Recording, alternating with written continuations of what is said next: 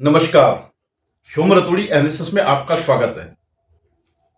देखिए, सिर्फ कांग्रेस जो लगातार प्रयत्न कर रही है राहुल गांधी को प्राइम मिनिस्टर बनाने के लिए, उसने कांग्रेस की जड़ें खोखली कर दी हैं।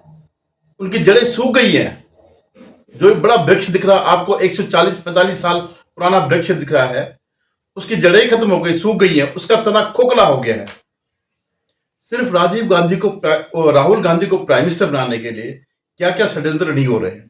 विदेशों से पैसा ले रहे हैं, विदेशों के साथ मिलकर के षड्यंत्र हो रहे हैं। कभी जिनपिंग से पैसा लेते हैं, कभी सोरोस से पैसा लेते हैं, कभी यूएस एड में अभी आपने देखा होगा कि क्या क्या हो रहा है। जिसको जो पूरा वामपंथी गिरोह है, कांग्रेस का जो इकोसिस्टम है, पूरा गिरोह है, उसको किस ढंग से उस पर हर दिन नए ट्विस्ट दे रहा है, क्योंकि उनको समझ में नहीं आ रहा है कि ऐसा भी कभी हो सकता था। क्योंकि तो मान के चले थे कि कभी भी ट्रंप सत्ता में नहीं आएंगे, और अब बाइडेन का जो सिस्टम है, एंटी इंडिया सिस्टम है, एंटी हिंदू सिस्टम है, वो चलता रहेगा। और जो जो भी इन्होंने दुष्कर्म किए वो चलते रहेंगे, और ये सब चीजें ढकी छुपी रहेंगी। कांग्रेस के बारे में कि किस तरह से खोखला हो रहा है, इस पर बात करने से पहले मैं आपसे अनुरोध करूंगा, आप मेरे इस चैनल को सब्सक्राइब करेगा, शेयर कीजिएगा और अपनी राय जरूर व्यक्त करें। जो भी मैं कंटेंट जो भी बता रहा हूं, उस पर आप बताइए कि क्या कितना सही है। धन्यवाद। मैं बहुत बड़ी बात नहीं कर रहा हूं। आप छोड़िए लोकसभा चुनाव की बात, छोड़िए विधानसभा चुनाव की बात, ये तो एक बड़े कैनवास में, बड़े परिप्रेक्ष्य में है। मैं जो जड़ें होती हैं, जो मूल होता है, मैं उस बारे में बात कर रहा हूं। अभी हाल ही में जो 2-3 राज्यों में लोकल बॉडीज के चुनाव हुए हैं, मैं उसके बारे में बात कर रहा हूं, जो ये इंगित करते हैं, जो ये साबित करते हैं कि कांग्रेस का सफाया हो रहा है, और जड़ से सफाया हो रहा है। आप कितना ही जोर लगा लीजिएगा, जब तक कांग्रेस का नेतृत्व जब तक राहुल गांधी के पास है या खड़गे के पास है, तब तक ये पार्टी कभी भी पनप नहीं सकती। और बहुत जल्दी जो है ऐसा समय आ जाएगा, 29 से पहले ये खत्म हो जाएगी या टूट जाएगी, जैसे ही कुछ दिख रहा है। जो इसमें पढ़े लिखे लोग हैं, कुछ लोग हैं जैसे शशि थरूर या इस ढंग के लोग, इंटेलेक्चुअल लोग हैं, वो जो अपना वो व्यक्त कर रहे हैं। और इवन फ्रस्ट्रेशन कैडर में भी है। मैं देखता हूं जो हर समय सोशल मीडिया में देखता हूं, जो हर समय राहुल गांधी ने छींक लिया, राहुल गांधी ने थूक लिया, राहुल गांधी ने ये कर दिया, राहुल गांधी जूते प्रिपेयर कर रहा, राहुल गांधी कर रहा, वो भी थक गए। जिन्हें पैसे मिलते हैं इस बात के, ये ट्वीट करने के पैसे मिलते हैं, ये प्रचार करने के पैसे मिलते हैं, वो भी अब इस बात को समझ चुके हैं कि हमारी नौकरी अब कुछ ही दिनों की है। तो बार बार वो भी कभी कभार बीच में जब उनकी आत्मा जग जाती है, कई बार आपने देखा होगा कि आदमी जो सर्विस करता है वो दत्त होकर काम करता है, लेकिन कभी कभी जो है वो भी जो है फ्रस्ट्रेशन में आ जाता, और वो भी अपने इंस्टीट्यूशन को जो है कोसने लगता। वही स्थिति उन लोगों की भी हो गई, बेचारों की।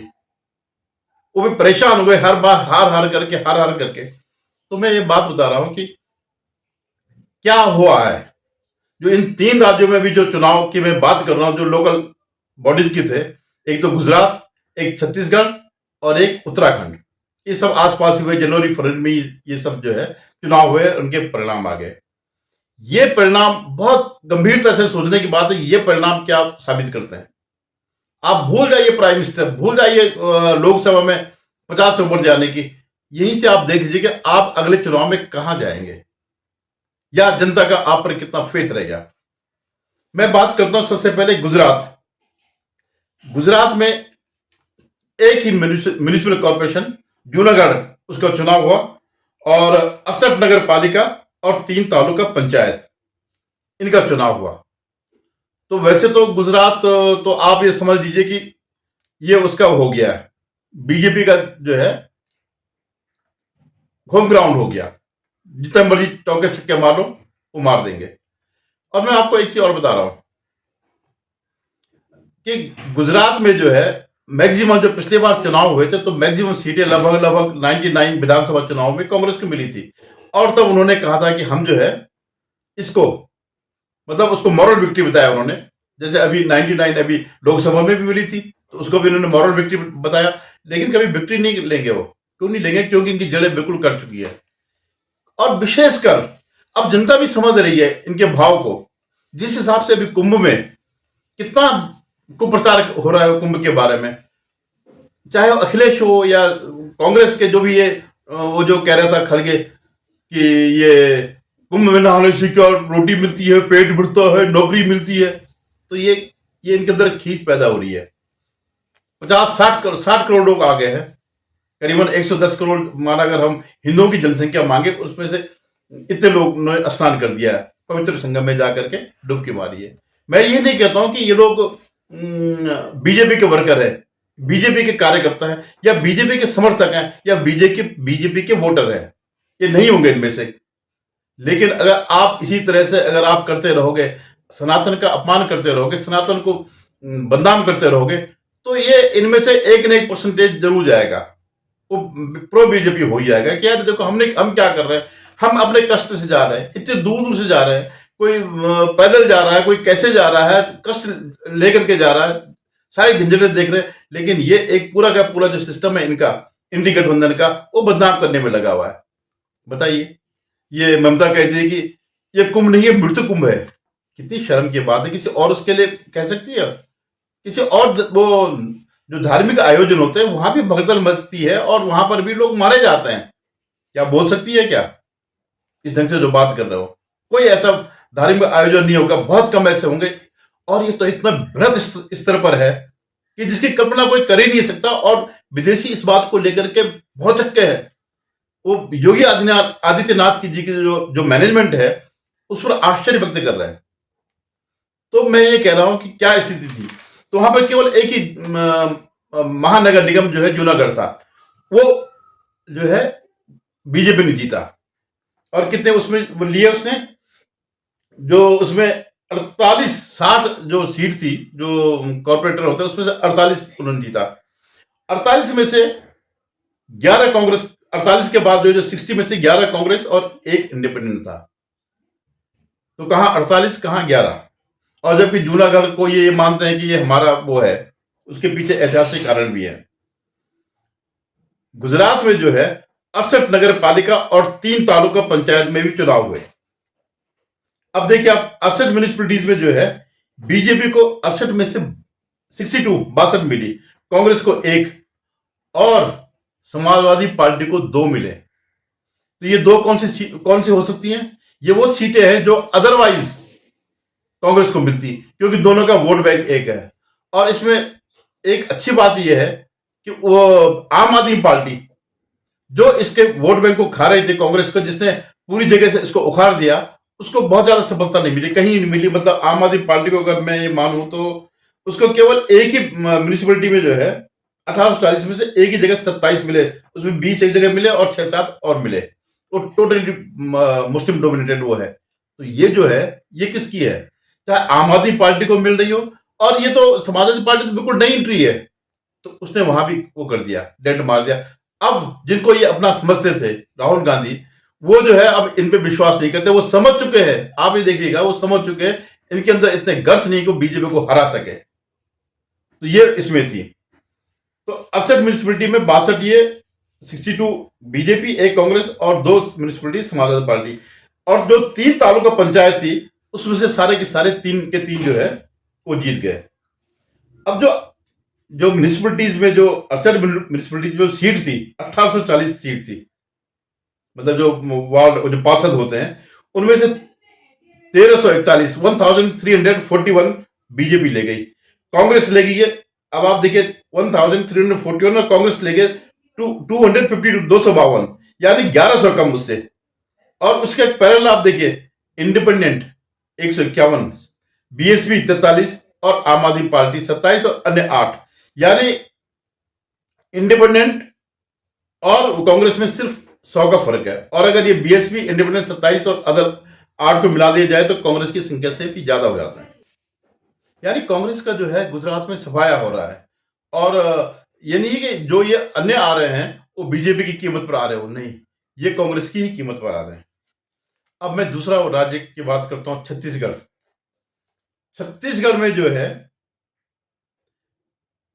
173 शहरी निकायों में अर्बन उसमें हुआ, जिसमें से 10 म्यूनिसिपल कॉर्पोरेशन, 49 म्यूनिसिपल काउंसिल्स, 114 नगर पंचायत, और इतने जो है कुल मिलाकर के 173 इकाइयों में ये सब चुनाव हुए। अब आप देखिए कि जो इसमें से रायपुर जो वो है नगर पंचायत, वो म्युनिसिपल कॉर्पोरेशन है, उसमें जो बीजेपी की जो विजय हुई, जो जीत हुई, 1.25 लाख वोट से हुई। आप ये सोचिए कि एमपी और विधायक भी इतनी बड़ी उससे मार्जिन से नहीं जीत पाते हैं जितने बड़ी मार्जिन से वो जीते हैं। तो रायपुर में जो छत्तीसगढ़ में जो वो थे कुल निकाय थे 173, जो मैंने बता दिया आपको कि एक म्युनिसिपल कॉर्पोरेशन और बाकी 10 म्युनिसिपल कॉर्पोरेशन, 49 म्युनिसिपल काउंसिल और 114 नगर पंचायत। तो इनमें से जो है बीजेपी को म्युनिसिपल कॉर्पोरेशन में 10 की 10 सारी की सारी सीटें ले गई बीजेपी, और जो बाकी हैं उनमें से 173 में से 126 ले गई, और कांग्रेस जो है 130 ले गई, इंडिपेंडेंट 13, बीएसपी और आम आदमी पार्टी एक एक काउंसिलर जीत सका। तो जो अभी इसी चुनाव से पहले उसका राज था भूपेश बघेल का, वो इतनी जल्दी हार गए। कई ऐसे चुनाव थे, उसमें कई ऐसी पंचायतें और नगर निगम थे, नगर पालिकाएं थी जो उनके कब्जे में थे, वो बड़े स्ट्रांग थे, लेकिन वो सब हार गए। तो इसके पीछे क्या है? इतनी बड़ी हार के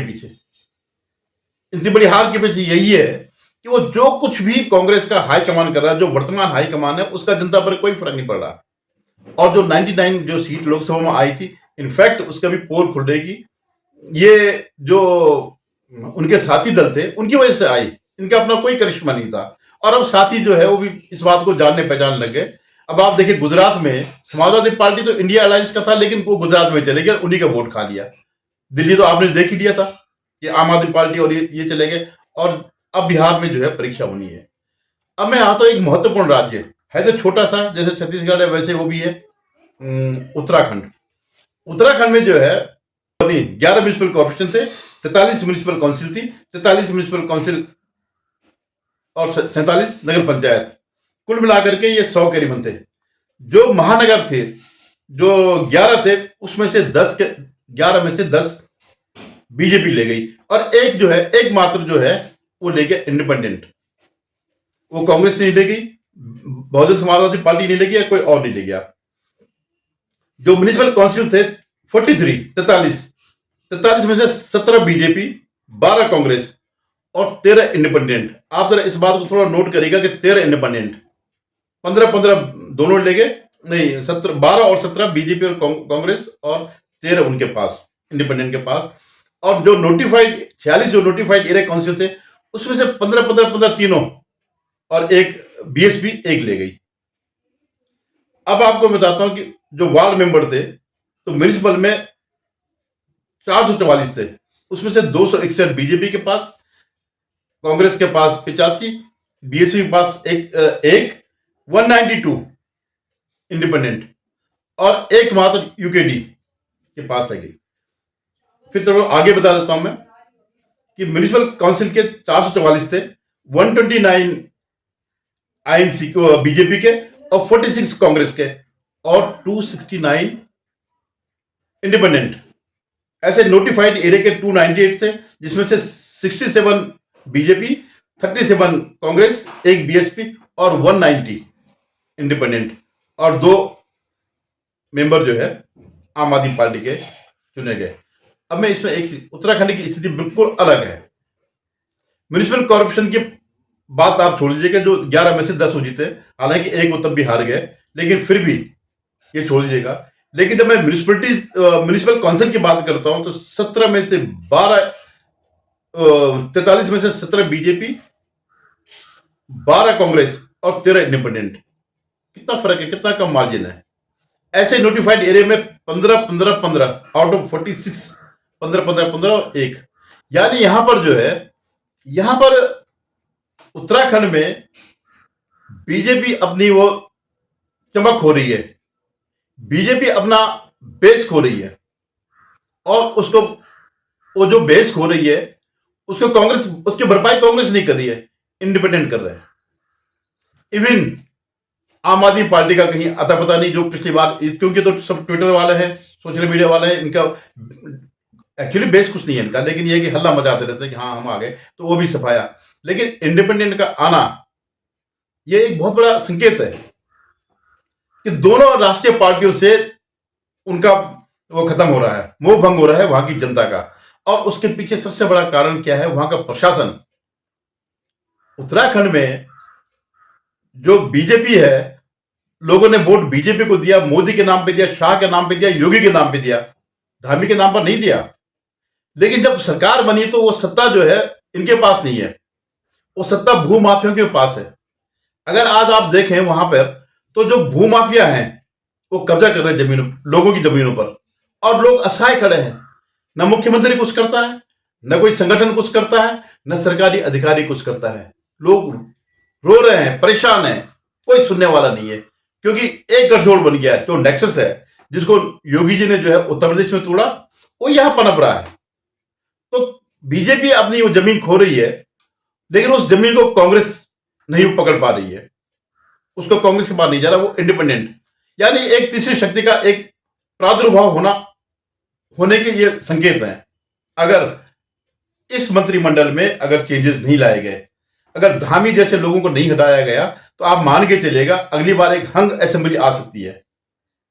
और इंडिपेंडेंट अगर इस बीच कोई नई पार्टी बन जाती है, इन तीनों को छोड़ करके, तीन क्या चार पार्टियां, बीजेपी, कांग्रेस, आम आदमी पार्टी और उत्तराखंड क्रांति दल, इसने तो बहुत ही निराश किया लोगों को, वो कहीं पर दिखाई नहीं दे रही है। तो आप ये मान के चलिएगा कि वहां पर स्थिति होने वाली, अगर हाईकमान बीजेपी का नहीं संभला तो ये सब हो सकता है। तो ये मैं कह रहा हूं कि कांग्रेस जैसे उत्तराखंड जैसी जगह पर, जहां की पहले एक पैटर्न था कि हर 5 साल बाद सत्ता चेंज होती, बीजेपी कांग्रेस, एक तो बंद हो गया। लेकिन अब जो बीजेपी ग्राउंड लूज कर रही है, वो फायदा कांग्रेस को नहीं जा रहा, वो इंडिपेंडेंट को जा रहा। और अगर ये इंडिपेंडेंट आपस में मिलकर एक पार्टी बनाते हैं, तो आप निश्चित समझिए कि यहां बहुत कुछ होने जा रहा है, जो कि जिस बात को इनका हाईकमान नहीं समझ रहा है। तो कुल मिलाकर मैं ये कह रहा हूं कि कांग्रेस का तना, जड़ें सूख गई, तना खोखला हो गया। कुछ जो पत्तियां जो हरी हरी दिखाई दे रही हैं, इस लोकसभा चुनाव की है, और ये भी पतझड़ आ जाएगा, ये भी खत्म हो जाएगा। तो बड़ी वार्निंग है। धन्यवाद। आपसे पुनः निवेदन है कि आप मेरे चैनल को देखिएगा, सब्सक्राइब करिएगा और शेयर कीजिएगा। धन्यवाद।